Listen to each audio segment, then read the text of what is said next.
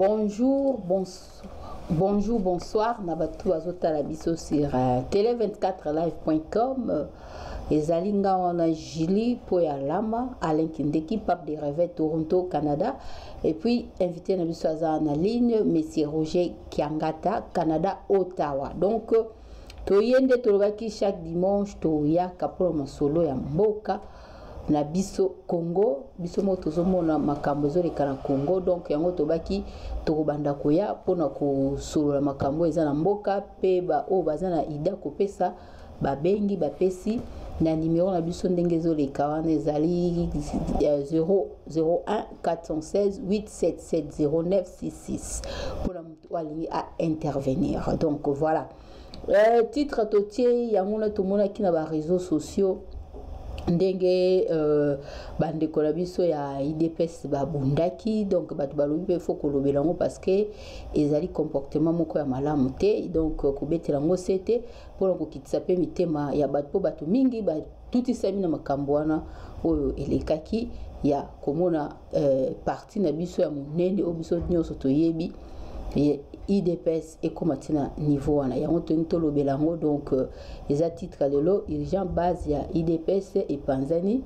nde ko panzana, donc tokolobela makambo ya IDPS et puis tokolobela pe ba titre belé Alain Kindeki opesa mo ba titre msusu pona masolo ezolekala mboka la biso do na pesi mbala moko pape de réveil. Bonsoir. Oui, bonsoir Maman Julie, bonsoir Ndeko Alain Kindeki et Papa Nangai, Papa Roger, bonsoir et Balandi Nyoso, il y a Télé 24, bonsoir Nabino Nyoso, Malobombokayo. Papa Roger, bonsoir. Bonsoir, bonne fête de mer, Nabatu Nyoso, Maman Nyoso, Bazo, Kabiso. En tout cas, ma beaucoup n'avez pas la dino et puis bonsoir Nayo, maman Julie, bonne fête de mère spéciale et Ayo. Merci. Nao et Angaï Mbongani en tout cas, Bino Nyonso et Mbote Nabatu Nyonso Bazolanda Biso. Merci beaucoup. Donc, nous avons pas Alain Kindeki. Oui, bon, en tout cas, bonne fête à ma maman déjà. Bazona, ce pape de réveil à Zona Moire. T'as la pape de réveil, peut-être bonne fête avant de passer au titre. Bon, on a récupéré bonne fête de mère, il y a maman Nyoso, Tolingi Bino, Télé 24, Yomo Yebingaï, Nali, Kolo, ya maman, Nyoso, tout le monde entier, maman Balingaï Mingi, bonne fête de mère, Nalingi Bino Mingi, bisous. Merci, merci. Voilà, donc bonne fête à ma maman, vous comprendre toujours le caractère, mais Kocha va tenir sur la ligne. Donc bonne fête à maman, Bazolanda Biso Kuna, Naïbi qui est le papa, Baza déjà permet Nabino aussi, même bino ba église, moi place à moi, il y a Olia moi et l'autre pendant que c'est la Mukolo, il y a Biso et l'autre, donc tout qui n'est pas en actualité, n'engue trobaki, actualité de 2 minutes, Olandagi Biso Nyoso, discours il y a Ndekonabiso Moïse Katumbi, à Salaki et pas il y a Ndekonabiso à télévision, il y a France 24 où il y a le baki qui est à l'Oké, à l'Ozonga, Namboka, donc tout le monde développement on peut les lots, tout le monde appelle solo il y a la Mouka, donc bazo quoi nous c'est bien sûr que Martin Fayoulou Arosa, la président Martin Fayoulou Arosa le 13 mai na Kisangani, donc on a kuna na Kisangani bateau bazala Kisangani balanda biso kuna oui bah déjà que la Mouka et kozala kuna na bino na nini et puis na suka to solo makambo to vite to apena ba titre belete parce que temps bazo ko intervenir les autres biso moi batin belé bateau benga biso bo continuer bo benga biso na numéro ya Oyo Boyebi, toujours pour la kota na émission na biso na numéro de M. Zali 416 877 0966. Donc voilà. Tobani Malamoko, donc tout le retour il y a Ndekonabiso Moïse Katumbi qui annoncé, il a annoncé le 20 mai dans Lumbashi à l'écran de la télévision minene. Tobo s'en pété, tant toujours les solos et Ndekonabiso Moïse Katumbi, tout le appel solo et Ndekonabiso né moi na semi à Bimaki ou Ebi Kebiso Télé 24 tous amis na ba archive donc au mekape ko tchaba archive total soit disant ne balba ke évadé nenga kima na prison total biso nyo sonné il va dans la prison so penda kima solo so pe le kuta to éviter mettre tomoni na bilili ndeklanso ne mwanda semi ayeko bimana ndeklanso olenganko pour l'acception que akufakite azalaki ba zone seki na prison et puis ba bimisi le soso to solango na ba image à la pluie totale évasion na salamaki soki pinza ba évasion et salamaka nengo na dans modèle à Congo to solango tout à l'heure nabino na bato bola na biso bo intervenir na numéro na pesibino. Retour ya Moïse Katumbi le 20 mai à Lubumbashi. Na France 24, bah, tout ma question, est-ce que vous reconnaître le président Moïse, Félix Tshisekedi Azali, président à l'Obi, il m'a kamwana été le guito vassana, tout en avance, tout beau sana, mambo le kaki dans quelque part, tout comprendre que tout un groupe à la mukabazo, la vérité des yeux, il y a côté à reconnaître, donc façon à reconnaître que le président Félix a gagné l'élection, à la présidence, on dit mieux c'est qu'il a gagné l'élection, donc moi contradiction dans la carte il y a la mukabazo, soit na bateau, bateau na biso, mais côté qui chasse à tout jouer. Moi, faut que bon, au début, bah, faut que ça soit te confirmer. Parce que toujours quand on a moins source, abina, ta off, mais c'est Moïse Katumbi qui est dans le Lubumbashi. Le même temps, le président sortant de Konabiso, Kabila, Kabange, a lobby au Kende dans le Lubumbashi pour n'aukende le même jour, le 21, pendant qu'on remercier nani gouverneur Oyo Babimisaki na Lubumbashi, na Kombo ya Ndeko Jacques, Kayabula, donc à Okenepo. Akeneko félicité na nenge donc atiki oya lekinaye na Tanganyika atiki ba onyo surtout alobi yepe le 20 awzala kuna terrain toze baté ko yamba négociation Martin et nani Moïse Katumbi na Lubumbashi et ko créer ba problème tepo négociation pe Kabila awzala kuna na kata terrain yasuka meto ba to solo mambo etali IDPS donc to beta masolo etali IDPS nenge ba tumsus ba ignora ki négociation fils mokoko on a quand même que fils Mukoko quelque part parce qu'il a moins raison il y a Koloba Makambo n'engezale to est-ce que Ndekonabiso secrétaire comme vice-président et assemblée Ndeko Kaboun est-ce que Aza toujours na Fatik a toujours intérim na 4 IDPS to solana bino batobo landa biso ko santé 1 466 877 09 66 na bande passante zo le canal je pense numéro na biso ezawana to kubenga na to mega opesa ide na kotonga mboka webi règlement ya émission o monde ba nerf sensible il y a ça débattre et c'est le moment où tiki biso émission biso to solana bato ba koka ko pesa moi idée ya roye banene otonga mboka na bandeko banana biso maloba mboka on bala moto ke pape de réveil to banina retour ya Moïse Katumbi le 20 mai à Lubumbashi olobini nina discours na wa le kaki et pas bandeko na so France 24 pour na koloba et que to landa makambo et le kaki te to continuer na ndenge président Félix aza na pouvoir. Oui, ndeko Alain Kindeki, retour ya Moïse ezali quand même apprécié na peuple congolais nyonso pona ko construire mboka na biso ekende libiso. Biso nyonso tolandaki yango bango moko ba publiaki balobaki ete Lamuka est comme une plateforme politique et bakosala opposition moko républicaine. C'est-à-dire quoi? C'est-à-dire donc, Bandimi quand même président, Bandimi quand même Félix Ali président. Pourquoi? Parce que Nathan Olobike Togosa opposition républicaine. Donc opposition contre qui? Donc contre le gouvernement en place. Donc en bref, donc va reconnaître pouvoir, il y a Félix Tshisekedi. Et dans le discours, il y a Moïse Eli discours moko oyo ekoki pe ko diviser la muka dans le sens que ndungu ezokota entre discours naye pour discours à Moïse ali discours moko ya paix discours moko était bazako kota na opposition mais entre temps discours ya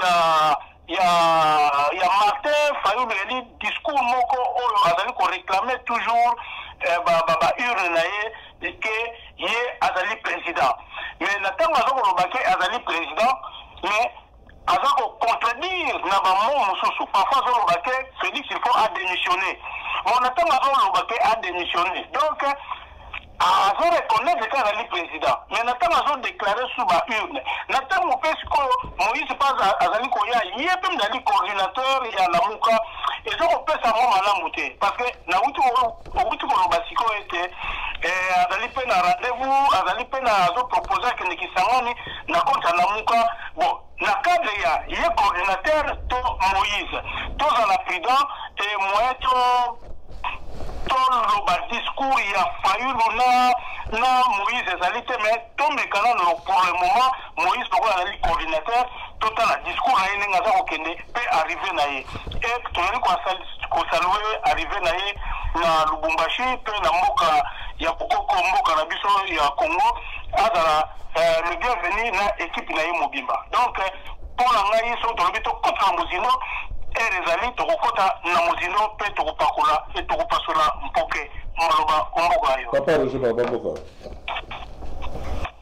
Voilà, donc, et là, comme on le bien, pour le belé là-dessus, et là, comme on a copié le Bézaboé, premièrement, il faut dire une chose, c'est qu'il faut clarifier le Mamakambou. C'est que Moïse Katumbi est passé à la télévision, d'abord pour annoncer son retour, mais Moïse Katumbi représente la Mouka. Je pense que le message il m'a qu'on les casait, il faut lever ambiguïté, qu'on lever doute dans Makambu Oyo, quelle est la position de la Mouka par rapport à Makambu Oyo les Karamboka. Moïse Katumbi a dit c'est la position claire, il y a la Mouka. La Mouka est en train d'avancer dans Makambu Oyo, Etali, élection, il y a Salama qui a passé dans Mboka. Pourquoi est-ce que je le dis?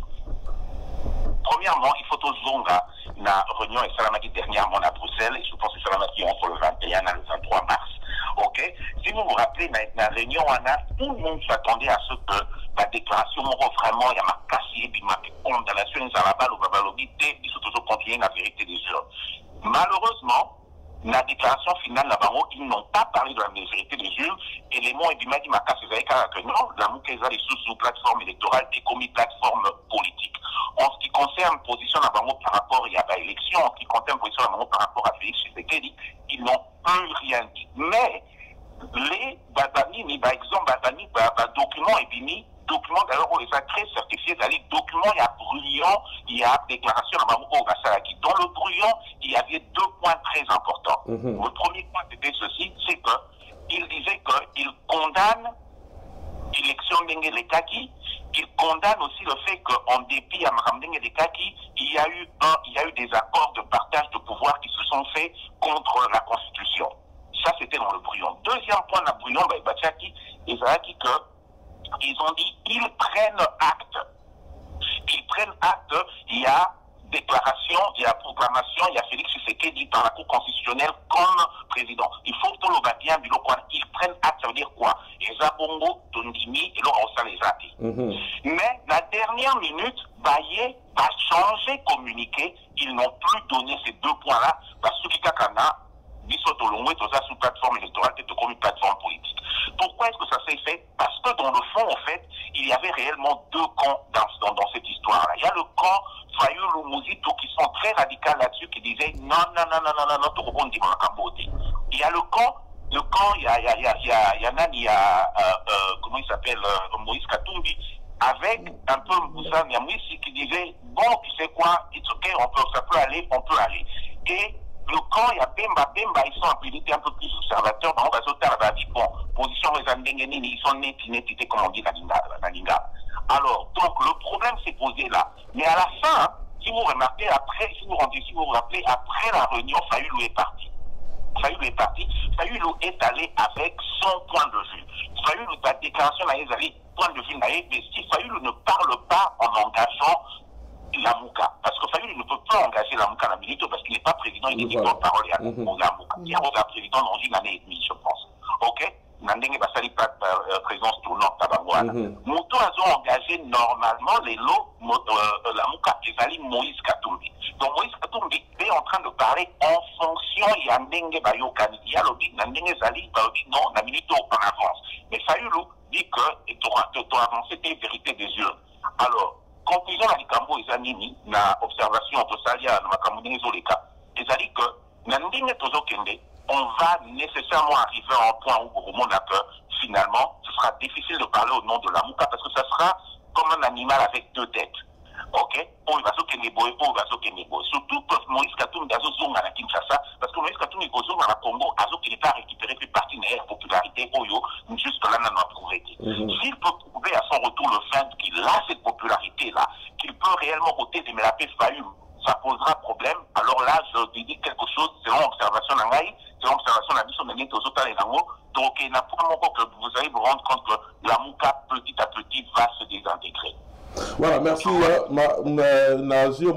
C'est ça le problème de l'Oba, toujours les politiciens, mais sauf que la vérité, il y a le bâton, vous avez la réunion, tout le bagage, balassima, que président Félix Foissa la tour, il y a la base, Basolo Nino, Basolo Laki, pour Makambo Italie, arranger Bakor, Nabamba Yokanagi, et ça appelle le la bande de Kualamuka, au sali réunion, au si réunion n'a bien, n'a contre Andy Bouchan, la confusion, parce que moi qui déjà jeunesse, il y a la Mouka, et c'est Télémaki, Bimisi, il y a pétition, le président Moïse Katumbi a démissionné na banini parce que a ndenge à reconnaître mais na ba brillant selon de connaissance Roger a expliqué bien et ça va point au basolo là qui ba on surtout na kata réunion wana pour na voir yebisa que non bon ça va ton dimi na ndenge ba élection les cas qui mais to continuer biso to comme plateforme na biso politique to continuer na biso masolo et puis tout le monde appelle lettre ndeko maman ko baksa et musus parce que ngala ina baksa ndé ndeko Roger Lobi na ndenge ali rezo kende to mona ke mikoleko ya bako ekoma neti kopanzana ndenge zo kende parce que tout le monde battunde basiliki babi pona nini président Moïse a éclairci batouté tout ça a démissionné mais tout le monde siko peut-être tout le monde qui na ba réseaux sociaux que batuya apareko ya papa na biso ngwanda basali nini ba marchaki pour soutenir mais c'est Fayou au moins des acquis donc babiloko nyonso nezo sala moi confusion donc pour ngai ndé na monaki ezo sala moi confusion donc bata par cause ko bazo soutenir papa Fayou au moins les cas qui tout monde peut ba marche on est peut-être soza bilili et les cas ba tambola pour marche à soutien pour le Cambou, il y a M. Fayou. Et le but, on a pas de revenir bandolo babi qu'il faut papa Fayou a pris déjà position naï.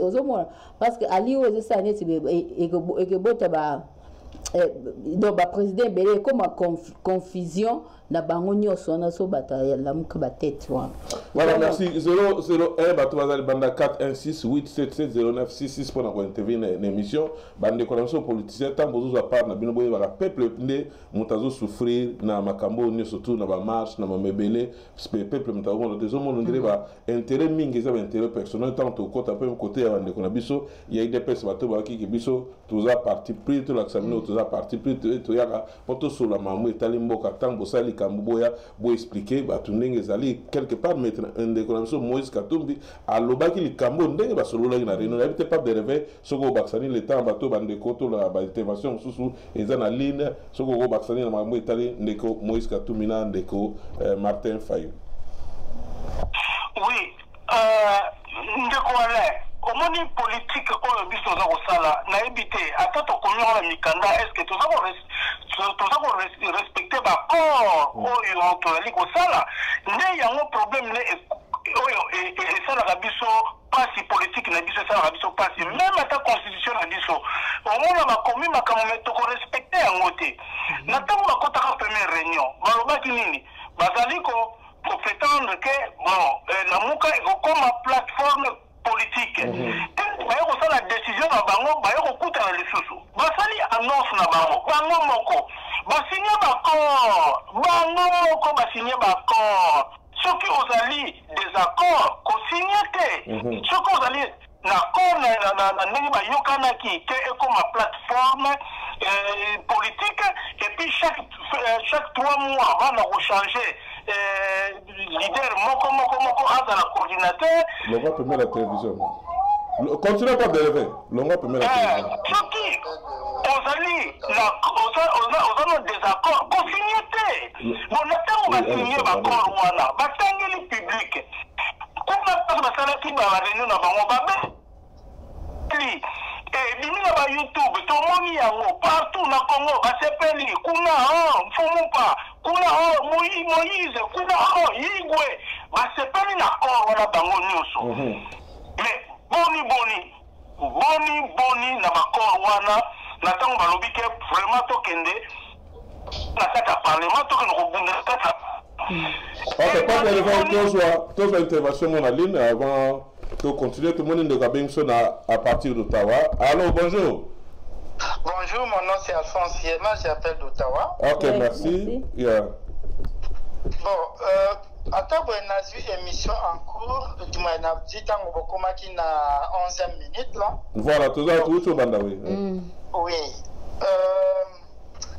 Nga elo on a souligné dans ma campagne, c'est que j'ai l'impression que tous les gens na kati ya libulu. Franchement, moi je supportera Félix. Bon, tant que tous ça là, observation générale, qu'on a Félix présentateur et commis ma casse. Parce que Kaka et Zan d'abord na kati kuna na parlé de la nation, batu bakoti ya sika bazana lolenge na bangwa rozala, ba communauté kotia baninga kale bazoe ba pepete na pe musalate na ebi na kati ndenge le kat formate mais muke zo la kisake ça ne sent pas encore bien.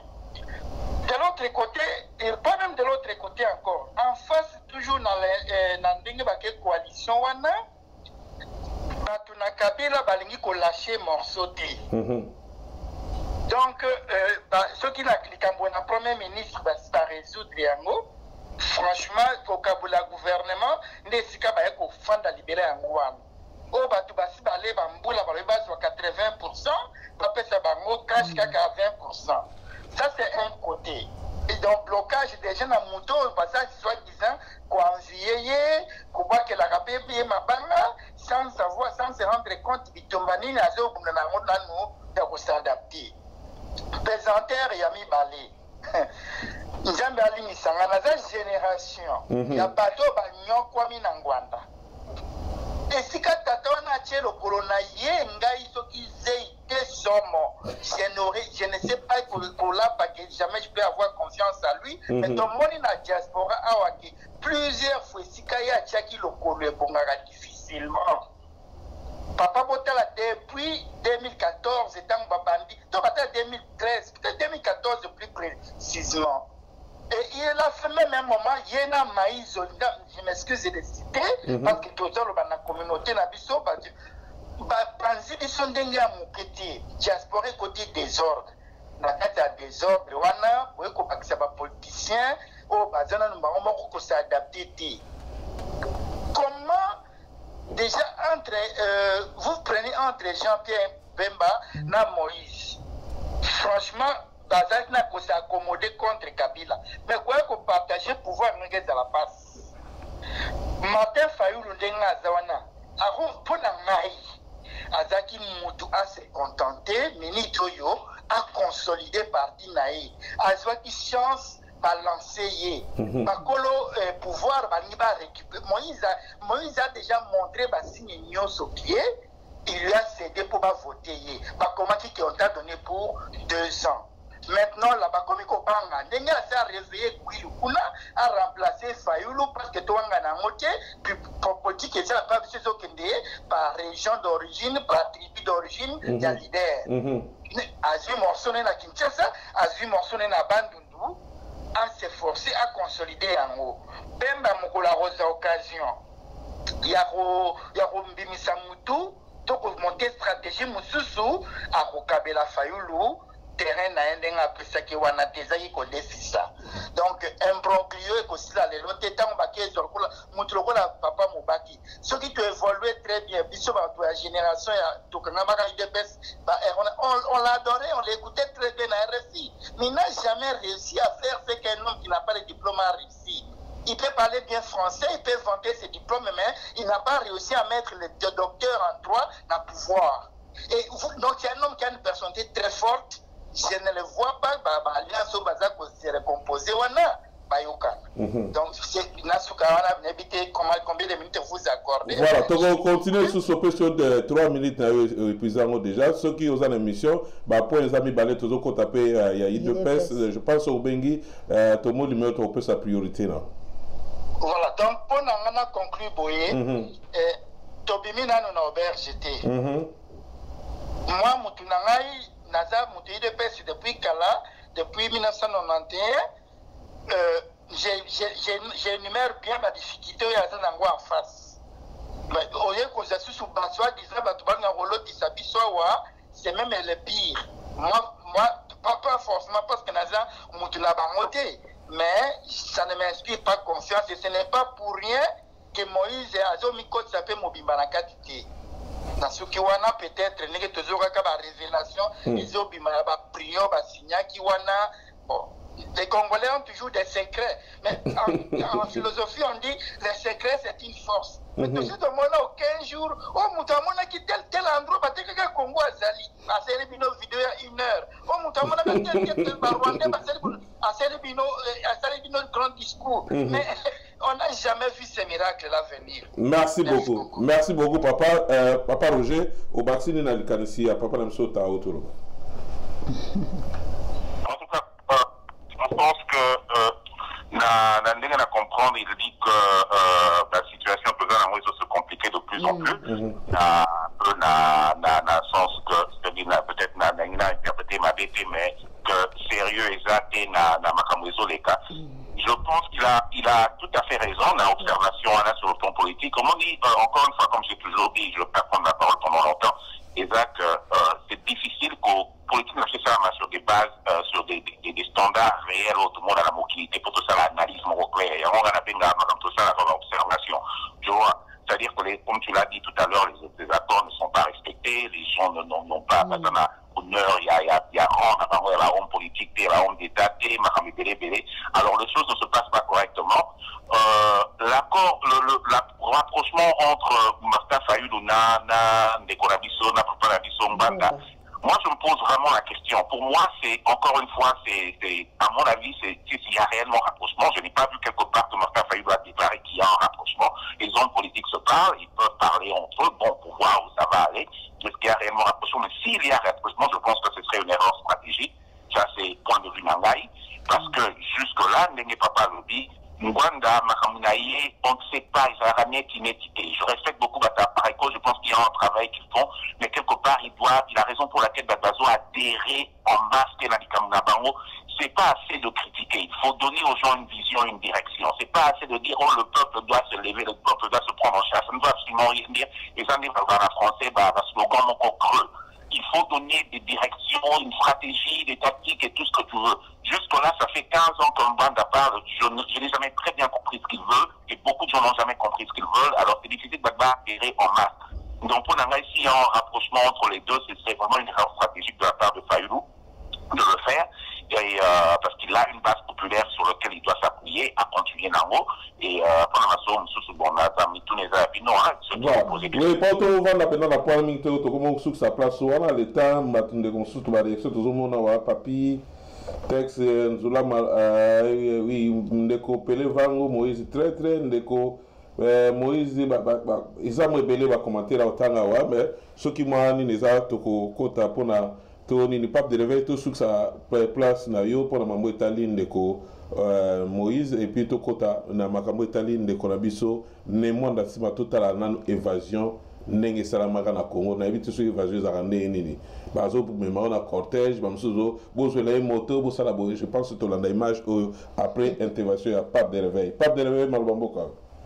Oui, ngai inquiétude na ngai ezali na tango bouti osala ba corps la muka wit ko sala bakor na ye na tango malobi ke bakobanda pa ya Moïse ke ye coordinateur ye ne mta kosimba flambeau ya la muka mais peut-être na foto lobeli ke Fayulu akokende na Kisangani na kane ya SID oui là vraiment je serais d'accord bon ndeko na biso wuti ko intervenir sikoyo ya Ottawa wuti ko lobelo ko moko oyo esi toloba yango na Papa Roger tolobi kala na tango Fayulu aza kokende na Congo central na Bandundu c'est le moment ya kotelemisa base na ye c'est le moment ya kotelemisa base na ye parce que lamuka eza mpo na ye moko te lamuka eza mpo na bango nyonso tolobaki yango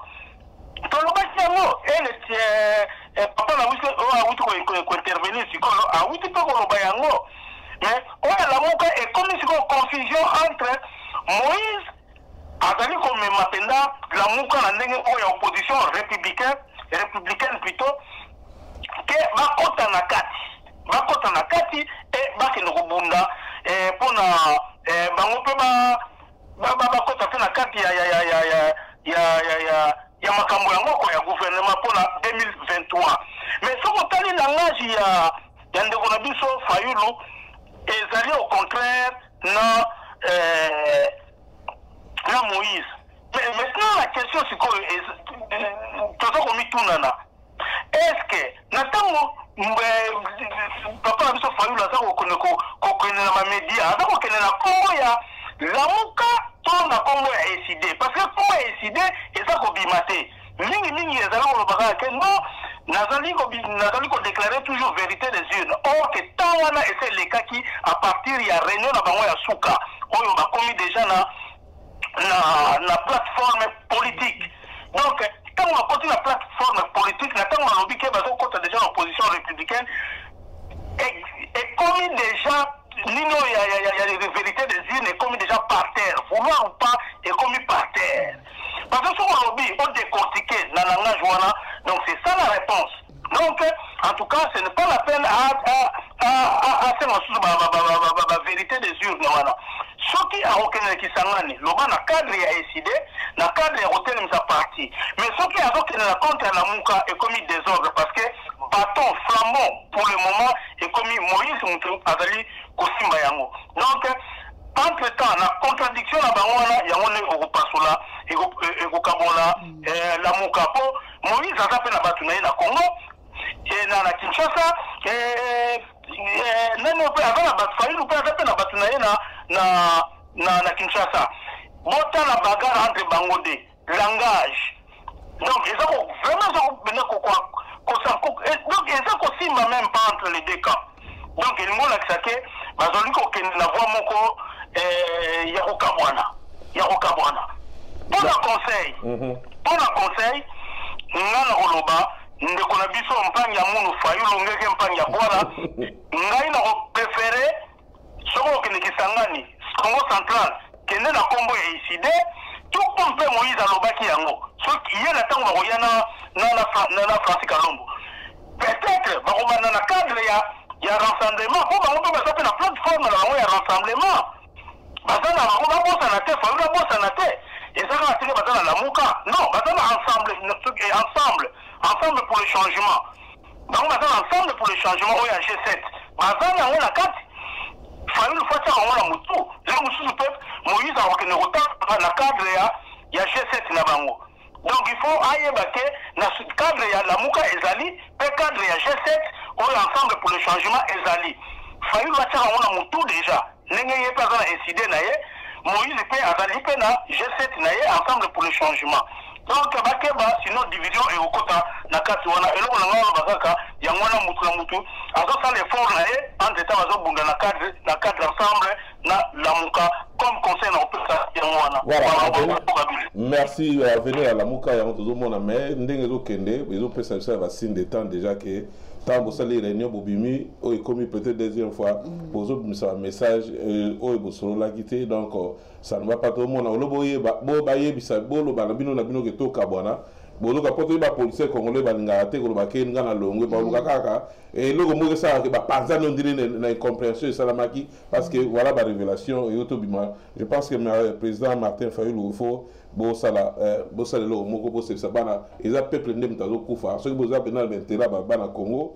bosala ke bana Congo mpe base retrouver oui vas-y donc des papes de rêve apes conseil on est bien donc il faut vraiment akende la compte ya ECD et puis ndeko biso abaki so intervenir qui on mamba papa aza vraiment la raison parce que est engagé kanga eto bandi ba makambo ba combat oyo ti Kabila dégage bayebisa biso ni papa Mungwanda bani kaza na batuti ba soda banani obokende kubunda donc soka lelo kaka pa a décidé ba soda bakende kubunda po balongola Kabila mais ezui combien de temps ezui soki to ba 8 ans 9 ans te to moni pe solution te mo bope abunga kina continuer na sa mai sous-marin ti abima ayo bimaka mikolo yo to moni basanga sous na lamuka te ezo sala ke batu ba fungola pe misu to comprendre te do to bando tourner ka place mo cercle vicieux do ya mama likamde muto a intervenir nde ko biso intervenir système kabile zakaka eloko moko échanger te système kabila kaka yango yo donc to bundi babundi bazo tourner ka place moko ti kombani yango si a te 14 ans 15 ans batu su babanda ba combat na sima biso bata ba Tunisie et là batu so ki ya Égypte et là bata badani et ba Burkina be ba kozwa awa ba Soudanais biso tozo tourner ka place moko pona ba mbuyema kaka ya ba politicien na biso ba na volonté te.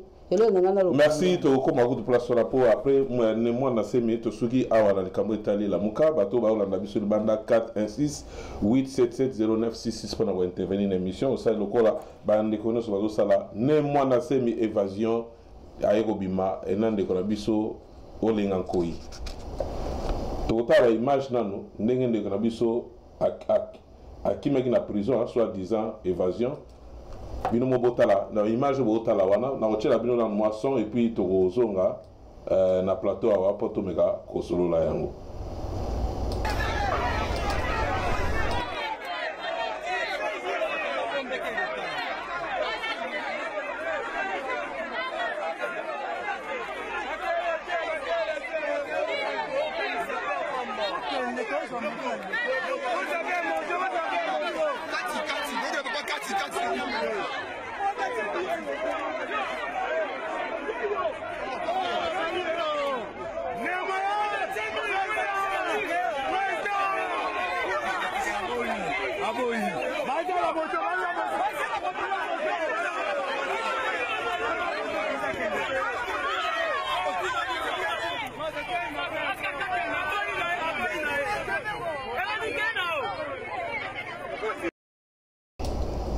Je pense que toujours landa biso sobilili wana nde toujours mona na ba image wana na kati ya groupe wana nde ko biso ne mwanda semi alors je pense habité papa Roger vous landa ngai est-ce que son ça va na zone déjà pour na to me voilà to me ka ne pas de réveil voilà to me kana ko landa ba image ka wana tout ça la commentaire évasion ne papa Roger ou ebel évasion ba ki mara na prison ou bazo yebisa biso ke ndeko akima na prison nde ba image bozomona wana est-ce que eza pena ndenge na lolenga okima na prison.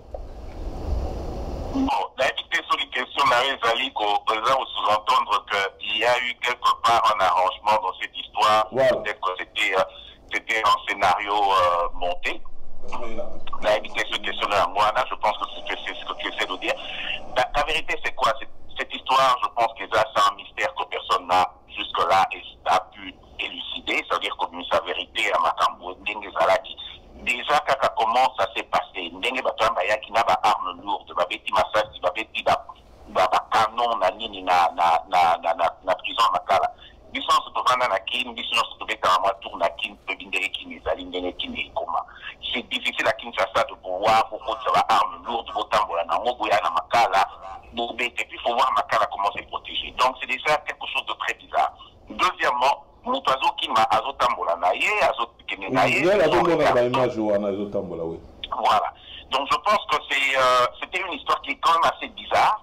Et bon, et puis troisième élément le plus important, c'est quoi? Pendant les enquêtes, tergiversation, ça va mettre à niveau, il y a enquête, il y a appareil judiciaire, on a dit sur la Kinshasa, la Congo, il que Balobi a été, Balobi ça va quand même après, il y a Ressogi à Wapi, après, il y a Batunaï, Moko, il y a Bundu, il y a Congo, je pense.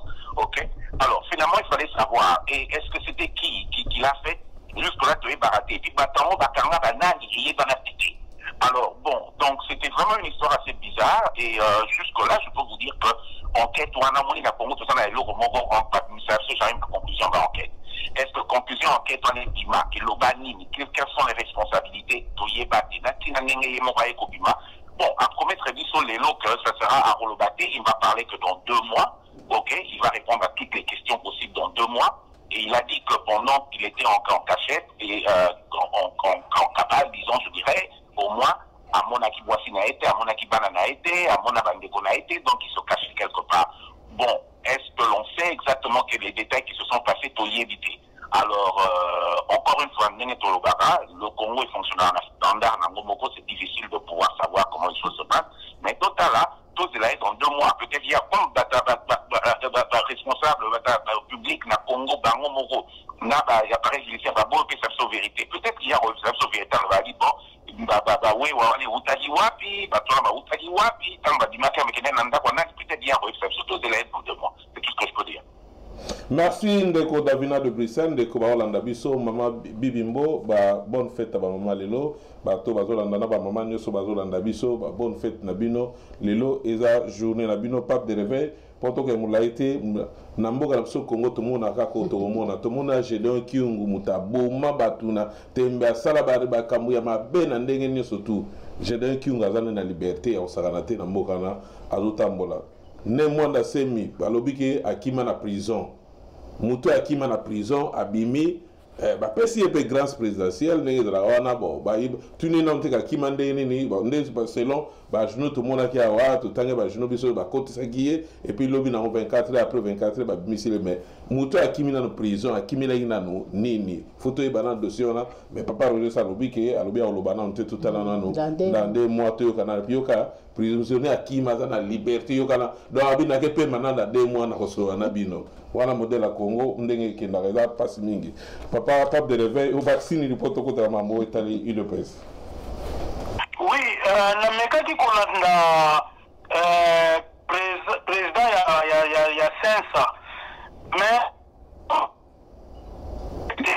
c'est que mwanasemi asalaki kuboyi.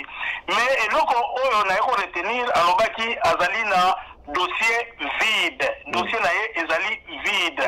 Donc, ce qui dossier est vide, donc, ezali directement problème politique. Bishomo toyebike, nenge ba monanse mabano azaki na ba propos naie et pas il y a Kabila. Tout d'abord, on va réclamer plus de 2 millions au gouvernement à Bomaki Batuna na Congo central et Natango Abanaïko Kobimsa ma propos moko ezalaki penza injuste devant Kabila et Nakawana oyo akotaki prison. Mais ce que totali dossier ezali vide. Et bimeli na ye pe kokima na ye ezali na ba mascarade kaka oyo ya gouvernement parce que tout le monde a biso mo na bilili. Aza koloba na ye bato bazokende na bango malembe bazotambola e bongo bagarde oyo bazalaki wana bagarde prisonnier ati na bango yanaki nini babengaki te to babengaki mutu oyo babengi bongo azotambola no malembe. Donc c'est qu'il y a quelque chose qui ne va pas ou bien balukaki bato mosusu babima po basala dégâts wana d'après bato akini banokoluka bato mosusu babima na tanga bimi bongo masase lela baboma bango mais pour la cas mwana nsemi en tout cas ezaki nango toujours baje na bango mais totala ndenge papa Roger wuti koloba déclaration ya yemo mwana nsemi dans 2 mois tokutana azalaki wapi ba vidéo na banoko bimisa euta banoko wapi azalaki na mboka nini azalaki kala na Congo to ou pas tokoyeba yango dans 2 mois ndenge papa Roger wuti koloba malobombo kabino. Oui, merci Piende Kopido kuna na Angola bazolanda so na Luanda kuna ba bonne fête pe na ba mama na mama kuna esika boza kuna mama mboka ala ba sande pas de la valobi do eza ngo ka ba vantir nyoso ba osala nde nazolo baka ba politicien so bazo sa baza sérieux te ba ma souci à Congo ngote parce que même papa ngo que le mona semi yebe msusu ayaki na ba liro no da 2 semaines je vais frapper dans il y a ba pesa kaka ba délai oh da 2 semaines je vais frapper oh bandika. Si tout le monde peut le moment malonga pété biso tout aux arbres ata kuto ba congolais baza bazoba donc la politique wa mona biso ni bazoba o toni donc total ba documentaire msu na États-Unis ba prisonnier so bazolinga ba s'évader ba sala ndé musuku to mona ezwi msu emo bando ba bande ko tchumula bazobomba ba couvert total ba documentaire wana nandengo mona ti ba kokima me ba yepe ba bakangi bango e ba kanga bomba zo siko oya biso mutu a s'évader na azotambola bazotambola ne malembe batu pe Bon, on dit que ça va vantir, ça va jeune bango ba politicien bazo ça quoi embrouiller ka peuple. Donc tu sérieux, si tu ko tozo mona te so ezanani. Merci, voilà. Tout ceux qui passent en tout cas dans dossier tali UDPS kuna mbogeza rozika. Donc on a ndenge ya osagana kuna ya osagana te. Lelo tozui ba image moko to ebité pour ces réseaux sociaux, apparemment on dirait na kati UDPS ba image bozo mona on dirait déjà ça va sikoyo ba on dirait ba moi ba non wana et ça loko là et qui t'a toujours ba image mais to meko kota na contact na ndeko Jacquemain Chabani to komela ki eti siko na toujours suite pour to yeba effectivement to meko benga pe président ya UDPS ya Ontario awa alobi azana ba nouvelle nanu ya Congo kuna tina mambo yo kana mettre monaki bilili biso nyoso na mambo itali UDPS mais va to ko tayi de quand on parle de UDPS au mona directement président Fachi président Fachi 3 mois ya ngo bandi l'équipe déjà to mo ke 4e mois tisiko to zaka na premier ministre te na Congo toze baté ezolo banini avant to kota metali papa Roger au Baxana nini wana vite fait avant to kota mambo itali UDPS au mambo zo sala makuna kati. Voilà, donc bon, moi je me dis Makambo Ezoleka na commenté sur rencontre entre Chabani et Nanani. Nayoki information en ananité, mais ça ne m'étonnerait pas parce que dans l'intervention de Salamaki déjà hier et avant-hier, dans mon acquis que dans lundi que Bakat, il y a eu des pièces premièrement où il n'y a réellement pas un problème et ça va se régler à l'interne. Et ils vont le régler. Bon, je n'ai limité là les cas rapidement en besoin, mais il y a réellement, il y a un problème très fondamental, les autres cas, il y a un problème, il y a respect à la texte, ok, bah, respect à la texte établi, bah, respect à accord, dans ce cas, ils n'ont même pas accord, parce que ce sont des textes, il y a partie, les alliés, règlement d'ordre intérieur, il y a partie, pour que les autres aient une interprétation différente en fonction, il y a Moutouboye, pourtant, les a, je pense que c'est très clair. Bon, ils vont certainement le régler à l'interne parce que, bon, premièrement, il ne faut pas oublier, c'est qu'on a mis l'autorité morale, entre guillemets, la banque de Félix Tshisekedi, et c'est lui qui donne des injonctions, qui va certainement dire d'arranger cela, et parce qu'il en va aussi de la réputation de l'UDPS, et aussi politiquement, je pense que le problème, c'est Kanaka de l'UDPS, ils ont affecté Bango en termes, il y a popularité dans Bango, même à Kinshasa, parce que l'UDPS, comme je n'arrête pas de le clamer dans l'émission, il a besoin de tout le support qu'il peut avoir la minute où pour que va faire face la machine, il y a Makassi, il y a FCC. Ceux qui ont déjà la Gomo Kabwana, ils ont affaibli Nan, ils ont affaibli Kaka Félix. Ok, ils ont affaibli Nan, ils ont affaibli Mokoka, ils ont affaibli les Mokoka Boun, la position en Sanangwana. Donc je pense quelque part qu'ils ont tout intérêt à régler cela, ils vont le régler. Mais tant que vous avez plus dans les détails, tout ça, l'explication européenne sur ce qui s'est passé, donc vous reposez la question. Voilà. Tout ça, on a mambo le premier ministre, tout le président Fachi, tous les grands mois rapides quand même, mais Tissiko, tout ça, on a difficulté à premier ministre, mais en tout temps, après, on a tout côté donc de cette allié de PES Malamo. Bon, en ce qui concerne le premier ministre, c'est encore, comme on dit, une autre paire de manches, dans le sens que Ndekomoro a fait ça, signifie un lobby, tu en as rediscuté ma soeur, mais tu sais quoi, à la fin, qui gagne dans cette histoire? La personne qui gagne, c'est Félix qui gagne. Ok, Félix qui gagne, c'est Vital qui gagne, parce que dans la minute, tant qu'il n'y a pas de premier ministre, c'est un gouvernement. Bon, le gouvernement Tchibala n'est pas démissionnaire encore, parce qu'ils n'ont pas posé leur démission, ils sont encore sur place. Mais quelque part, premier acte, il y a Félix Angakomaï, président Zaï Kolobaka, la décision à Minen était en termes simples. La décision délai à Minen est l'État parié. Qui rapport Edima qui, par exemple, sur dépenses, la dépense, et Salamaki va défense publique, et Salamaki sur les 4 premiers mois, le premier trimestre, il y a année, et le BIC avait 448 millions de dollars, et Salamaki est que le budget, le ministère a budget, et le BIC, la plupart de ces dépenses, et Salamaki n'a ordonnancement normal, c'est-à-dire que dans le processus normal, il y a sorti un bon moté, où il y a calculé les salaires à Turbinsa 1, Turbinsa 2, et Salamaki n'a circuit entre guillemets parallèle, ça veut dire qu'il y a la Banque centrale. Qui par exemple, rapport Ebini, il y a 2 semaines, il y a Banque centrale, je pense, et puis il y a organisme, et ça, exemple, organisme, il y a police, il y a des dépenses publiques, il y a Mboka. Et le dit que officiellement, tout ça, la déficit, à partir, il y a le 24 avril, Mangu, dès qu'on a dit ça, il y a Vital Kamere, à Bini, à partir, il y a le 30 barreaux, on appelle ça un rapport, le avril, tout ça, un excédent budgétaire, il y a 289 millions de dollars, je pense. Ok. Comment Banque centrale et Kokoloba de déficit, une semaine après, tout comme il a excédent à 289 millions de dollars. Alors, dit, c'est posé la seule lundi, tu as l'explication. Lundi, il va lobby dans la conférence de presse. Raison pour laquelle, on a dit que le fait qu'il n'y ait pas de Premier ministre réellement, la personne qui gère aujourd'hui le pays et on ses dépenses et Namakam Bélé et Zali Félix avec quelque part un directeur à cabinet un peu comme un peu un gouvernement parallèle, disons. Donc ce sont eux qui en bénéficient. Donc tout ce retard, et on va se perdre pied parce que on va se clinder, on ça la on a bango au moins 100 jours balobi que ça fond d'urgence et qui Makam Bélé ils ont pu faire ce qu'ils ont pu faire il y a 100 jours. Donc Makam Bélé sont les cas sans pour autant que les cas la circuit normal parce qu'il ne faut pas oublier à partir du moment où il y aura un premier ministre tout ressort dans le système normal Yamboka. Ça veut dire que Makam Bélé il faut ça la filtrer d'abord par FCC parce que FCC on est dans la majorité. Or la minute où on est dans la position là donc le plus longtemps ça traîne, le mieux c'est pour Félix parce qu'il n'a pas besoin de passer par le filtre à FCC dans l'action à la donc il y a cet élément-là, il y a un deuxième élément, c'est qu'il y a énormément de pression, il y a un peu partout, la pression américaine, comme ça, il y a des politiques, normalement, on a une pression, il y a américain, mais il est vrai qu'il y a cette pression-là, on ne veut pas de certaines personnes parce qu'il y a énormément de problèmes qu'il faut régler, on ne veut pas que la politique nous suive à Kabila et continuer, surtout en termes, il y a un accord, il y a ça qui va, il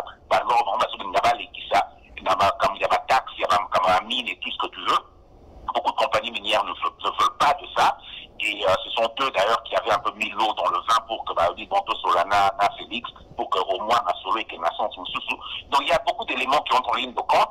Et total la mine au Kende, mais je peux vous dire une chose, c'est que ça peut prendre encore du temps. Dans beaucoup de cas, si ça prend du temps, parce que Félix, ça ne le dérange pas du tout. Donc c'est ça. Voilà, merci d'avoir tout n'a pas de réveil. 37 ans, il y a eu deux pièces parce que les autres, moment, on a moutiné sur les deux pièces. Il est passé là à 37 ans à IDPS. Attends, on a côté na IDPS parce que ming peut être côté na Canada, ba bandi IDPS na Canada, ba outil tant que le basu c'est comment on est. Alors IDPS ne biso to yebeli structure IDPS zaka te za pas na groupe ethniquement boyé pour na supporter IDPS parce que IDPS zaki mo ezali plutôt za mo kili mobimba. Alors moi dans le groupe il y a bâtiment bazo organiser makamuna za IDPS on dirait bango bazana monopole en loba il y a groupe pega ethniquement parce comme on dirait na moi de le devant ma mo Italie UDPS. Donc ce IDPS c'est ça les 37 ans que yo sur côté lobby pour salir 37 ans. Alors pouvoir soit possible pouvoir à 5 ans ça peut être que bâtiment surtout IDPS il faut ga gérer UDPS wana ça ba tête au bazar ba ba capacité ba ebele to ya ba ta IDPS zo senga ba to ya mayele ebele ba zape ba meka ko aider ba expert ba aider ça ka te parce que yo ozana IDPS ba capacité zo permettre yo tous là par exemple premier ministre ou bien ministre quelque part ba tia parce que soit disant début bozo au sali 37 ans lelo toujours mon IDPS comme na ba fusile ya makado zo rapena trouble comme makasi dernièrement to solo gars ndeko atuni ni yende ko na fils mko zo mona yeso ki danger. Mais tant que l'on dit dans le texte fixe, on a dans mambo, ils ont un texte où on va salir. Que le président intérim, tout cela, on a une émission à Bisso Awa, n'a pas de Kobalanda, Bisso tout Megakoye, tout comprendre Makambo, ni les autres Kanakata, IDPS, parce que les leçons, IDPS, Koufi, le bin de Granso Roger, ils ont un déséquilibre, il y a un économie fachi, parce que 5 ans de belleté. C'est le moment pour organiser partie dans le IDPS. Parce que dans 5 ans, ils ont passé tout ça là déjà donc moins des gens qui ne rappellent voilà tous avant le lobby à 3 mois 4 mois ils ont comment à Kalaming est-ce que vous s'organiser pendant 5 années où il y a maintenant là ici bino ka que l'élection ba nous aka il faut bino mobo bimisa mutina bina seni ba procédure au changer parce que tozo senga état de droit président fait oui gardez le côté président fait a prometté sur état de droit. Donc l'état de droit là tout le monde a l'élection qui n'a pas n'enga ba norme bien alors so bino bozana ba base ya bien té bozo panza déjà parti na mamu ya ba mike ya ko boko structurer ngo boko bongsa ngo et vous allez ni lobby futur ya UDPS ya lobby 10 ans bozo là da bozo tabo ba 10 ans bozo là ngo na calcul ni na calcul ya yi ba na calcul na parce que état de droit bozo promettait bi état de droit parce que mais l'élection peut na la cimenté ni négociable na na sibino bo gagner sur état de droit et il y a des droits exercés pour voir si structure à partir na bino bienté to personne de ko ya bengi sous notawa malbambo gayo. Allô bonjour. Bonjour. bonjour, moi c'est Alphonse d'Ottawa. Oui, Alphonse, Alphonse, vous en avez mis. Bon, introduit madame pour la légitimité au bâtiment sur la revendication au nom de l'UDPS. Quelque part, ça se comprend aussi quand on dirait qu'on a qui régé à Mobutu, Ekutaki, une certaine génération, et quand on disait il y a la marche, les marches, il y avait qu'on revendiquait conférence nationale. Donc, l'UDPS se confond un peu avec les succès de la conférence nationale. C'est aussi ça. Donc, légitimité aux revendications, bon, de temps en temps, on a légitime. Bon, il y a aussi des excès, malheureusement. On a changé il y a, je cite les noms des gens. Moutoukoula Augustin Kabouya, il a rendu service comme il pouvait. Moi, j'ai dit franchement, il est devenu plus nuisible que profitable dans la partie, dans la sortie publique. Et opinion générale, déjà, ils ont supporté, il était psychologiquement. Ce qui va comprendre, c'est qu'il faut retirer, poste, va travailler. Bon, il est trop ambitieux, il parle trop de lui-même, ce n'est pas celui. Je donne seulement un exemple. Bon, et vous pouvez multiplier comme ça. Tu as Fils Moukoko à l'intérieur, et ça s'est vu dans l'avant-dernière vidéo que moi j'ai regardée. Dans l'intérieur, dans ma campagne, j'ai voulu savoir, c'est un alcoolique. Dernière crise à Salaki, c'était $4 600 payé par celui qui l'insulte aujourd'hui. Kaboun. Et je ne dis pas que, on n'a pas dit que c'est sorti de la poche de Kaboun. Kaboun, voilà. Je suis en train de vous dire qui est la personne. Bon, ça n'a pas qualité, n'a pas déficience, et nous avons appelé ça sur les Congolais, dont il y a mal tellement qui toque, ok.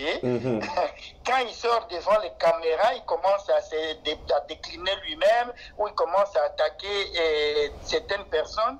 Et ça, c'est la soukal, il n'a pas d'union sur Balembi, déjà, il dépasse. C'est normal. Bon, de l'autre côté, c'est un affaiblissement, c'est une autodestruction. Hein? Ça, vous avez raison de le dire. Bon, s'il faut répondre à vos questions, moi, j'ai continué à multiplier les questions comme vous. Parce qu'après 4 mois, on devait sentir que Batouabani commis restaisie. Voilà. Bon, malheureusement, crise est tellement profonde. Et dans la première intervention, front ils a ébélé. Malheureusement, on crée encore pour le président ou pour le parti lui-même des fronts à l'intérieur. Mais qui les crée maintenant? Je crois que ça devait être... Plutôt si on essaie d'analyser l'apparence de cette crise, les éléments comme la version ailleurs, il va pouvoir échanger des mains. Ce que le professeur Chilombo, au moins quelqu'un d'honnête, à mon point de vue, il raconte beaucoup ma perception. Mais qui va prendre la présidence de l'IDP, c'est pour qu'à la fin, un mandat Félix, il y a un petit ça y est. Non, on utilise des arguments de façade pour nous recours à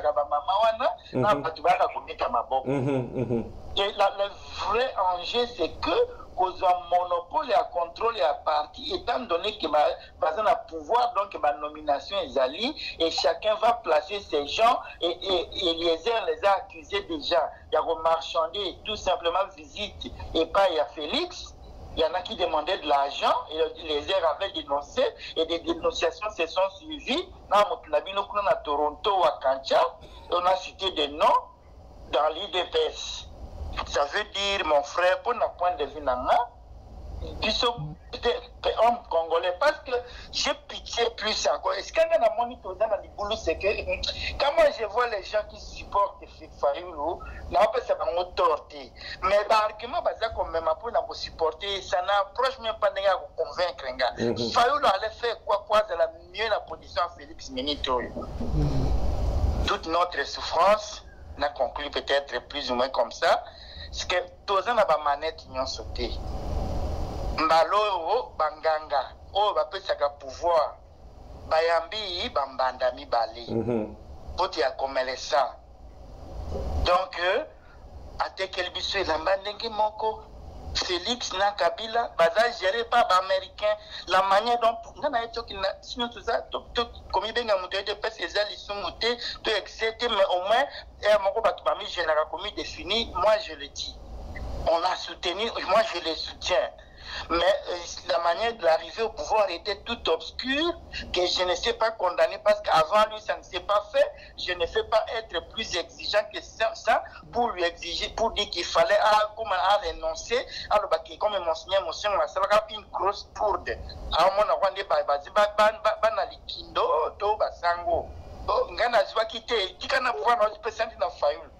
C'est un politicien. Donc, il est arrivé dans le pouvoir de Komaki.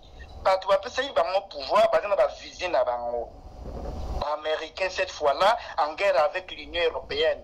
Ils ont gagné face à la Belgique et à la France. Ils ont anticipé. Pour Kabila, c'était la même chose. La France était contre Kabila Père. Les Américains ont réussi à placer Kabila Père. Après, ils ont donné raison aux Français. Tous ont eu le même film. Donc, tous auront conscience de temps en temps dans l'aspect extérieur. On a pouvoir, il n'y a pas de comme partout en Afrique. Et ça donne forte donne à l'extérieur. Camerounais, papa. Moi, j'ai pitié des Togolais. Autant la loi va voter semaine passée. Il y a son, on a mawa. Papa, si garçon, on est sous possibilité pour postuler 2 fois. Donc, qui n'a 2030 combien? Il y en a papa, n'est pas 60 ans au pouvoir. La même chose au Taliban pays africain, ils plutôt la même donne. Alors, partout, il y a des ficelles dans l'ombre, tout un mitou, bisomoko, talaga benet au bandaki kwanvier, et bandit. Et bandit. Alors, peut-être, Toto qui m'a Libye, mais je crois qu'il faut tous avoir conscience, parce que ce qu'on a là, première chose, c'est la zouzie, c'est la monganga, ce qu'on peut pas diagnostiquer. Parce que les alliés, puis pour y marquer. Ceux qui tous ont stigmatisé, place et pas ces alliés, donc continuer à tout un agamitou. IDPS n'a rien à voir, n'a yémoko na kati. IDPS d'ailleurs est condi. Et ça s'est dessiné très bien pendant les élections. Dès que va propager qu'il virus, il y a tribalisme à la veille des élections. Félix a perdu Kinshasa, même dans les résultats publiés par Cash. Chaque mai, Chabani a mis ça qui dit qu'il a 46%. Les restes, c'était Fayoulou. Merci. Merci papa. Peut-être pour la souka, merci beaucoup, merci. Voilà, pas de réveil, tout le monde a ma vidéo, surtout papa apprécie les canisinaïs. Merci papa Namso Ottawa, Nenge au assisté Bissot Pena Mingi na émission en tout cas. Télé 24 to précieux, merci Ebele et Sika Ozakuna. Pas de réveil, tout le monde a déjà la vidéo qui. Je pense que message nini, tout le monde est comme si on a un message. Au yoko pesa na UDPS va s'organiser parce que toujours avec ma fouille na éviter ce que papa Roger a bossé parce que tout le monde fait fier même place côté à UNC va s'organiser na ndenge ya osakana te bino bozo ba parce que vidéo mingi ba caméra mingi boche côté à UNC te côté à Vital Camere ala ko zoa ba azo ko recruter tisiko ba membre ya pona avimisa UNC pendant que bato mosusu bazokolala bazokobomana no parti na bango neti ba-UDPS wana mais UNC baza kosorganize kote ya Vital Camere kuna obakisi nini ndeko ava topesa ndeko na biso papa Roger mpona kopesaka likanisi oetadi parce totaki deya bavideo ebele tomoni bareaction ya bato ebele mwa message na bato baolanda biso. Oui, point ya liboso ezali nango toujours course ya baposte oyo ezali kosala bango mwa kiselekele. Et deuxième point, ezali l'article na bango oyo article 26 oyo eza kokotisa mwa mbutu na kati ya UDPS. Tout d'abord, Kabund azali jamais na soki tokomi na niveau ya judiciaire, Kabund azali na droit ya kosigner même dossier moko te parce que ye azali na intérêt azosala intérim. Or na règlement na bango makambo ya intérim ezali te bazaka na procédure na mon article 26 soki président azali te donc bazaka na organe na bango bazaka soki 3 organes si je ne me trompe pas bango ne base présentaka po ba kolandela nini ya parti soki 3 organes wana evandi te neti na position oyo Kabunda azalaki nango na liwa ya papa Tshisekedi organe wana ezalaki te donc Kabunda asimaki parti wana nyonso tu azalaki na droit ya kosalisa nini na bango ma conférence oyo elekaki oyo epasaki monsieur Félix comme président à UDPS. Donc c'est l'article, si je ne me trompe pas, qui 26. Mais erreur moko n'attend pas gouverneur. Maintenant, bazokota ba requête na bango, bazokota ba déclaration, bazokota ba nini po ba sala ba requête contre na nini ya judiciaire. Et Kabound a signé à qui? Oh, na règlement Kabound a coquille signé. Donc la place où on a je reviens maintenant à repère ça, fils mon coco raison, n'attend la que non après un mois sur le président Azali, mais président Azali empêché. Président il est là. Président honoraire Azali et Félix Azali Wana. Mais délai Ezalaka au moins il y a un mois. Il faut passer sa élection, le président Moussoussou. Ouais, dans ce cadre-là, la PCF Moukoko raison. Mais jusqu'à présent, un mois, et c'est électif, mais on continue toujours na pouvoir, on est toujours dans pouvoir. Donc, il faut pas respecter ce texte. Au moins, il passe Moutou, et là, quota. Et Sikawana, donc l'article 26. Parce que le président intérim Azali n'a droit, mon côté à signer dossier, dans le niveau du tribunal, dans le niveau du procès, intérim, président intérim Azali n'a droit. Secrétaire général Azali n'a droit à signer en cas où trois organes ont fonctionné.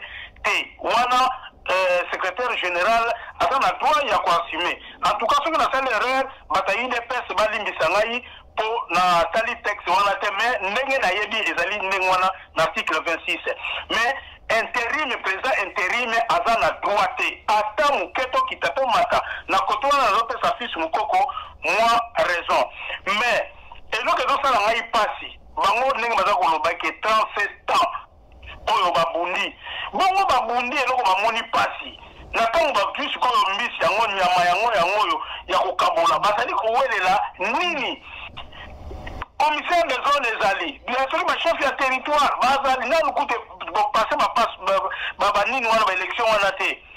Est-ce que bazali ko wela nini? Poste ya ministère.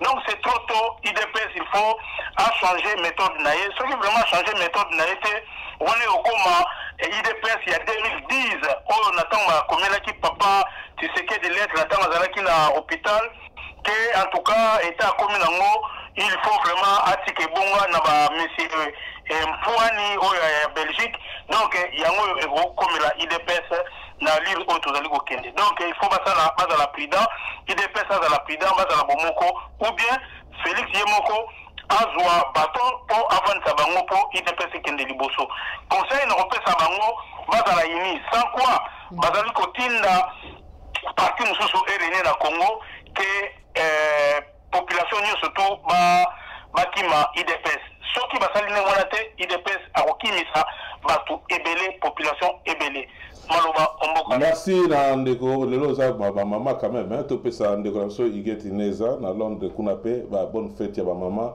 azolanda biso kuna musika ndeko so papa Roger protocole courir derrière temps au vaccine na mambo pa ndeko so pas derrière vaccine et puis mama o lowato kuma ka kosisa journal pesa lelo ne na promettre que ndeko so ya Ottawa na obenga po apesa pe moi conseil ya suka pour na to sisa émission pesa lelo. En tout cas, il y a une chose que je voudrais dire avant toute chose, Ezaboué. C'est le problème qui se passe aujourd'hui à l'UDPS, il faut vraiment être très très honnête, dans l'observation tout ça, là, Ezaboué. Premièrement, problème au nuance et outil, Naïemoko, le président de la République, Fachi, qui était président de l'UDPS. Qu'est-ce qui s'est passé? Le président de la République, Fachi Félix a commis président de la République. La Constitution, dans son article 96, ils ont le backer, le prix, il est interdit, là, bien pour tout clarifier. Président Banini que, excusez-moi, on va pratiquement que le président de la République, auquel les fonctions du président de la République ne sont pas compatibles avec quelques responsabilités politiques. C'est-à-dire que le président Amboka est exactement le mandat du président de la République est également incompatible avec toute responsabilité au sein d'un parti politique. C'est-à-dire qu'au cause de la présidence de la République, t'es aux ala président de la partie politique. Donc automatiquement, il devrait se mettre en disponibilité, nous va bien la mise en disponibilité quelque part. Alors, mais si ce qui a accueilli, maintenant il faut qu'on zonga un statut, il y a parti et la partie n'a pas et parce que chaque parti a un statut dans la partie, monsieur les Arangans, la longue pour le petit parti, il y a une décoration Roger Lumbala, il est dans la longue d'Inaï, la poni na moi Sinaï, alors la partie n'aïe, la rose au moins n'a comme ministre de la place n'a on a parti au yaï, sur l'IRCD, dans la loi n'a pas auto-respecté. Mais l'UDPS, ils ont un règlement d'ordre intérieur, ils ont fait sa procédure claire, il y a intérim, il y a président, en cas il y a décès, en cas il y a empêchement, en cas il y a interdiction, qui est le cas dans ce cas-ci. Ils ont interdiction. Ça veut dire que le président de la République ne peut pas être président d'un parti, ça veut dire qu'il faut au moins la partie naïe. Ok? Il faut qu'on ait une autorité morale, on dit qu'on est auto-créable, comme l'a dit sur mon courant, qu'on ait une autorité morale. Ça veut dire qu'entre guillemets, vous avez au-dessus à président. Ok? C'est bien. Mais maintenant, le problème, c'est quoi? Pas de réveil à l'objet en mot, clairement. Tozongi Sikoyo, l'article 26, l'article 26, il y a Bango Moko, il y a règlement d'ordre intérieur, il y a UDPS, titre intérim du président du parti. En cas de décès, de démission, d'empêchement, équité, qui dit, Malobi, d'interdiction d'exercer du président du parti, un directoire composé du président en l'exercice de la convention démocratique du parti, le secrétaire général du parti et du président de la commission électorale permanente du parti assume son intérêt pour un délai ne dépassant pas 30 jours au cours duquel il est tenu de convoquer une session extraordinaire du Congrès en vue de l'élection du nouveau président du parti. Et va clair. Donc il n'y a nulle part dans le règlement d'ordre intérieur, il y a UDPS, il y a Bango Moko, Oyo et Lobby que président Azolongwa a signé ordonnance Moro a nommé président par intérim. Or Félix l'a fait. Félix Azui a nommé Kabound. Président par intérim. Premièrement déjà, tant qu'on a Congo, on a dit ça, qu'on respectait ma texte, qu'on respectait la loi, qu'on respectait ma accord, on a un problème. C'est ça le gros problème. Il a nommé Kabound président par intérim. Parce que c'est cette lettre-là Kabound est en train de dire. Kabound, il y a lobby. On a un président par intérim, on a nommé. Non, on a eu des personnes président par intérim parce que ça n'existe pas en président par intérim. C'est une commission de trois organes. Le secrétaire général, le président a pris la convention à Bangwana et puis là, une ligne électorale. Et ce n'est que pour 30 jours. Mais il y a des raisons à ça, des raisons politiques à cela. Ce qu'on songe ici, qu'on a, article Nabango, article, il y a un règlement d'ordre intérieur Nabango, article, je pense, article 23, les autres, ça va attribution à Paris à président. Une des attributions à président, il y a président, il y a parti, et Zanini. Il nomme les membres du gouvernement et les mandataires publics. Ça de réveil à le bien moi. C'est-à-dire que pour toi, Zan a gros, il y a président. Na minute, quand on va négocier ça, il y a des moutako pour Nabato, ok, na gouvernement, Nabato, Barozala, Naba, entreprise publique, bah, mandataire public, il y a on et Barou dans la partie Nabaron. C'est ça la grande guerre. Mais il est vrai que réellement, non, je suis navré, tous ça, observation, ils ont analysé, bah, oh, comme ça, UDPS, ils ont le droit de dire le contraire de cela, mais les textes sont clairs. Normalement, il doit avoir un Chabani et l'autre, je pense qu'ils ont tout à fait raison. C'est une commission de 3 personnes. Donc, ceux qui les lots Kaboundé en train de insister qu'à sa prison par intérim, il n'y a aucun texte. Il y a eu des PS qui dit qu'on peut avoir un président par intérim exaté. Ok, donc quelque part, ils sont complètement en dehors des textes, et c'est ça, cette guerre-là. Malheureusement, tout ça, là, les autres de Mlamboka, et ça, guerre, mon réseau qui est une nation, il y a intérêt, nation, il y a pouvoir, nation, il y a un peu bon, ma partie, là, bon, ils sont observateurs, deux autres là, mais, l'animal a clarifié les Kamwana, c'est exactement ça le problème. Erreur et outil, n'a Fati et Moko, il fallait pas, Fati l'a fait pour des raisons purement politiques, parce qu'il y a une la négociation, c'était Kaboun, il fallait tuer Naé, mais c'est à lui aussi de pouvoir déboulonner les Kamwana. Ça veut dire que si Fati veut que cette histoire s'arrête, ça va s'arrêter. Voilà, merci Papa Roger. Mais dans tout ça là, tout le monde a pu publier ça. Dans le qui faut tant on a monnaie en sous-souhaité, Ndegolabiso, fils Mukoko, na président Fati, na présidence. Bakangi photo, Ndegolabiso, t'as lobby à alcoolique, on est engagé kaka. Ndegolabiso, il y a Ottawa. Mais dans tout ça, là, des autres ça, là, sujet to bien des autres ça, na kata UDPS, président Facha Zoloba, nini. Alors, ceux qui Kabunda comme il y a ça, moins résistance ou on a. Donc, quelque part, quelque part, il y a président Fachi. Alors, bien autant, vous réclamez, vous avez Kabunda Mabanga, vous avez Salaï, vous avez ça. Donc, vous avez Fachi, le président Fachi indirectement. C'est-à-dire, vous avez un message pas président Fachi, mais indirectement, vous avez la hypocrisie. Dire seulement directement au président Fachi, voilà le texte n'a sur le biboyer, au lieu de vous attaquer, mais c'est Kabunda. Parce que M. Kabunda, on appelle lettre de papa sur Roger autour du bar. Oh, et ben, je pense que lettre en janvier. Il y a un que donc hier avant le mois peut-être il faut président Facha le quelque part. Maintenant on va battre, on va balé bailler puis on est les autres la carte UDPS. On va président Facha là na cause na mambo mais sur la carte UDPS. Alors net ba battre bande ko UDPS ba so tala, net ba la pouvoir ba so banga moi putain mususu. Proposition ya Erosala, so ka attaquer président Facha ba renommer était bien ba reprocher place monter et aruka azo moi poste. Il y a un bateau de Simanzela, Nzela Fati, il y a Kaboun, il y a Ndeko Kaboun. Donc, bon, ben Ndeko Fati directement, Bossa, il conclut beaucoup de temps, il y a un tout solo là, au bout de la délégation qui est la présidence, bah, solo, c'est que Ndeko Bosso, mais il dépêche, Ndeko ba texte, oh, papa, tika la bisote, Ndeko ba, to ba fana na basala il dépêche, ba tika la sur la texte, président Fati, bah, to, Nyo, sur ça, la boulot, ana, bah, sur ça, ma vidéo. Baza ko adresser na yo indirectement bazo ko ça par nani Kabunda bon tout ça la clair les biso tout ça na poste ba poste wana te tout ça la poste ko panande sango comme ça message direct au loba ko tala ba message sur le message o ya kaza ya Kabunda te eza yo meka organiser UDPS zo kenina ko be donc et comme déjà na ninga ko be parce que 5 ans bozo calculer bo beta deux mandats na ba élection de l'équipe de corruption à Ottawa a auto expliquer bo perdre qui ndenge ndeko na Chabani pas a publié qui bo perdre déjà na Kinshasa suite à la comportement zo kenné déjà parce que dans 5 ans déjà je pense dans temps déjà il faut s'organiser déjà l'élection comment bo me mangonde nini.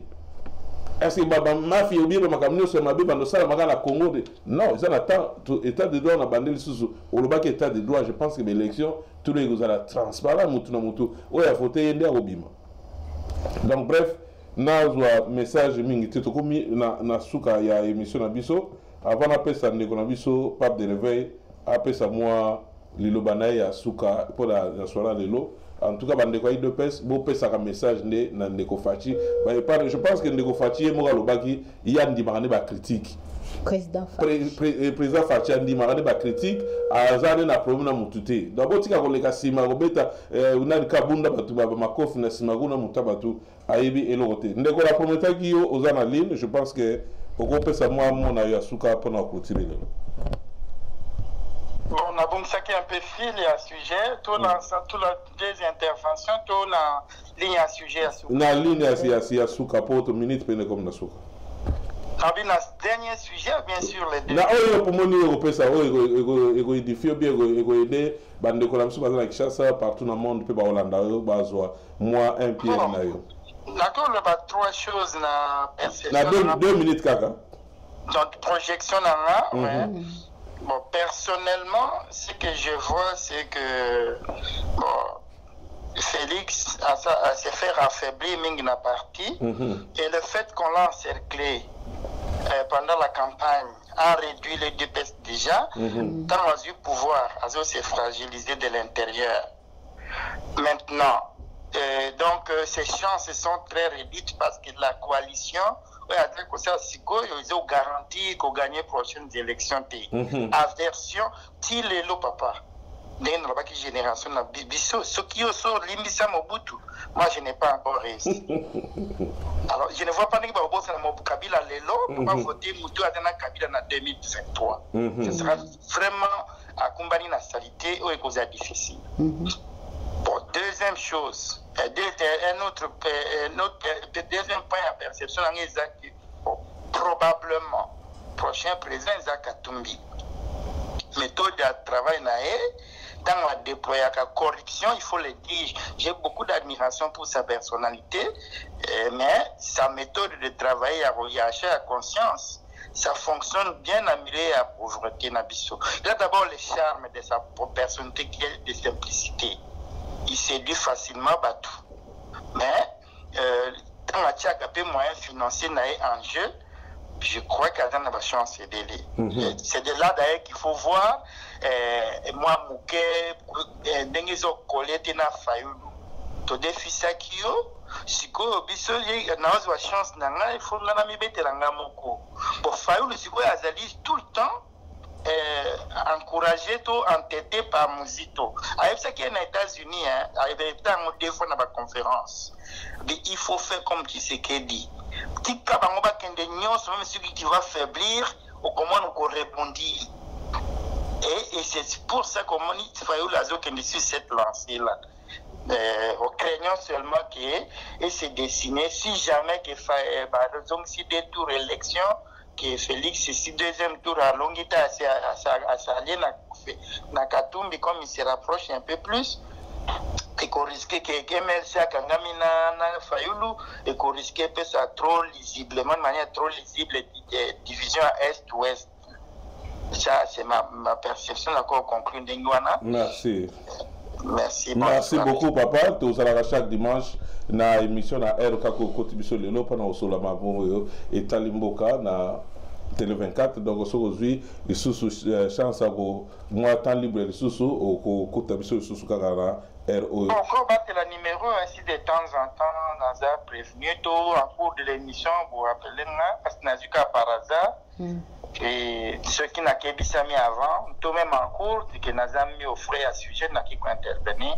Pour peut-être que c'est ça aussi, c'est important. Merci. Ok, pas de réveil, Balbambo, pour te conclure, pour combien de dépasser tant, n'est-ce pas la caca, pas de réveil au vacciné. Voilà, vous comprenez le monde à la fête. Nous avons côté à UDPS. La tante qui émission en 2018 vers congrès na bango à UDPS, tolobaki yango. Il faut passer le congrès plus vite que possible pour le candidat pour diriger UDPS pour reconstruire UDPS parce que dans les 4 coins il y a Moka et ça les m'a quitté.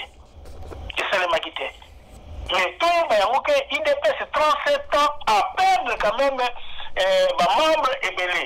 Et c'est le moment où la question où l'article 26, et c'est le moment où le congrès pour le président Oukamba IDPS pour reconstruire parce qu'ils ont reconstruit depuis 2008 et 2009 où papa Félix, papa Tshisekedi Nazalaki dans l'hôpital, le temps avec la photo. Parce que à ce qui si je me trompe pas, en 2011, justement après il y avait l'élection. Nous sommes avec l'espoir sous que l'IDPS vraiment va postuler. Avec l'espoir, et c'est le moment où l'article 26 va appliquer, va faire le congrès, va pour la présidence, va dire que on va se la 2 ans, 3 ans. Non! Parce que Kabound a zali déjà la charge monnaie. Quand on a vice-président dans l'Assemblée, ils ont charge monnaie. Pour aller sous président, il y a une dépense. Ils ont charge monnaie, ce n'est pas possible. Après, ou bien sur la ligne, va passer le congrès, Conseil européen, ça va passer le congrès parce que 1 mois ici et l'équipe. Donc, 1 mois ici et l'équipe, il faut passer le congrès obligatoire. Si on va passer le congrès, on va affaiblir l'IDPS. Conseil européen, ça va il y a parce qu'il faut reconstruire l'IDPS. N'est-ce pas conseil européen, ça n'est pas à Nicolas Bisso, le Fayulu. C'est le moment où il y a dans tous les 4 coins, il y a Mboka pour SIDP et doit quand même député. Pour jusqu'à présent, j'attends la députée de mon côté. Et c'est le moment où on peut préparer. Et IDPS déjà ça échoué qui a rétablir quand même l'erreur pendant 5 ans, 10 ans passés pour récupérer quand même membre qui na IDPS pour na 2013 23 ça a quand même impact donc conseil on peut savoir ça s'appelle un congrès plus vite que possible. Merci beaucoup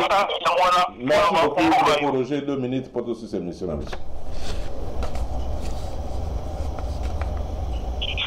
Oui, donc en tout cas je pense que Makambo Israël Obamélobami il y a énormément makambozo les cas na CT na UDPS au bateau de la éviter sur le moment la banda. Mais je pense qu'effectivement tout le monde a comment les choses vont passer dans les jours qui viennent.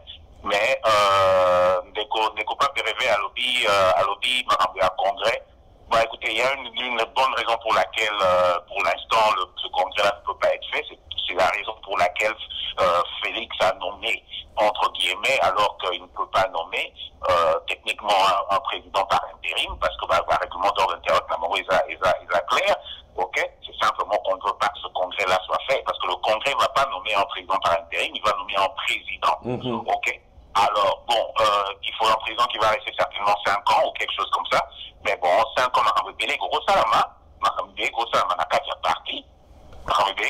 en dehors, il y a parti, fait que, parti pétale, il faut trouver place Félix Orkenete, Tobo Sanate, ok, que le FCC est en alliance, et comme il moutoumoko, ok, Balani, plutôt du DPS, Balani, na FCC. Est-ce que base na bango ekondi malikambwana, est-ce que président bango bakozwa par président définitif parce qu'on a par intérimité, est-ce qu'il y a au Kamba parti l'UDPS qui sera pratiquement en alliance avec forcément, est-ce que c'est le moment d'accepter ça, est-ce que la base de l'UDPS, parce que le moment n'est pas, pardon, au Kataraïté, et le moment n'est pas, on dit que l'information sur le la base de l'UDPS ne l'a pas, ou bien 30 jours, 2 semaines avec de retard. Ok, makambo télé biso to monia il est non à koto yebi parce que vous en avez exactement internet ou makambo télé des communications sur les cas d'échange beaucoup de gens à Kinshasa ne le connaissent pas et ce sont des informations que eux ne veulent pas qui peuvent justement affecter direction à base d'un point de vue à base. Alors quand les gens disent il faut nécessairement un congrès, mais eux ne veulent pas d'un congrès maintenant parce qu'ils ne savent pas exactement c'est quoi moral et à base d'un minute. Donc ça c'est quelque chose de très très important, il ne faut pas non plus oublier. Ok? Parce que ma normalité, et moi on a posé toujours question là, est-ce que Papa Tshisekedi aurait été dans cette situation? Je ne pense pas.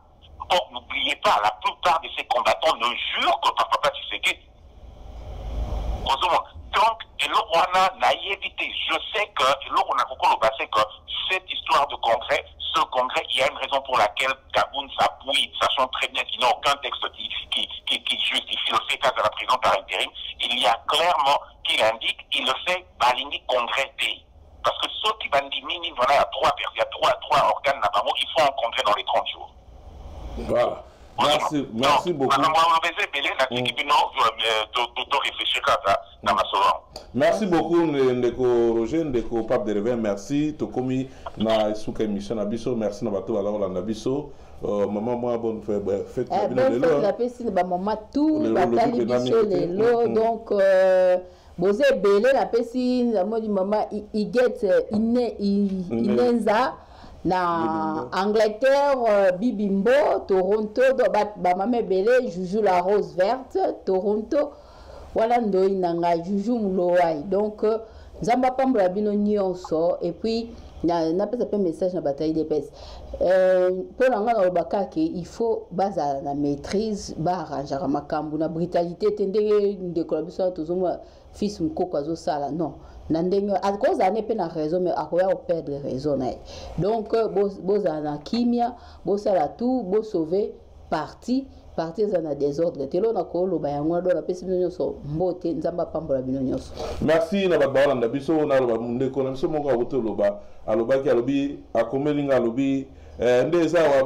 à 10 ans, donc 5 ans après 5 ans. Mais vous se rappelez que la coalition FCC.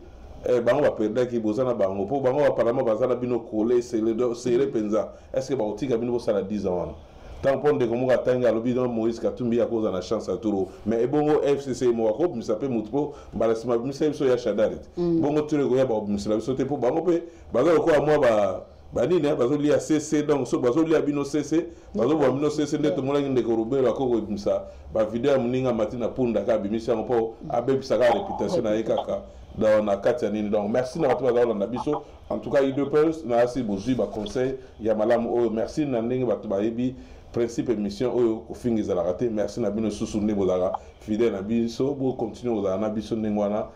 Un jour, vous avez dit, pour la bateau bazanga barigima. Donc, merci Nandenge, Bozara toujours Nabiso, tout côté Nabino dimanche okoya na lisusu na kati ya télé 24 ezalaki bongo pape de réveil ndeko biso Roger pape de réveil ya télé moko ya télé 24 maman Julie Lama pe ya télé 24 puis Alain Kindeki télé 24 Toronto Canada tokutani dimanche ekoya. Merci.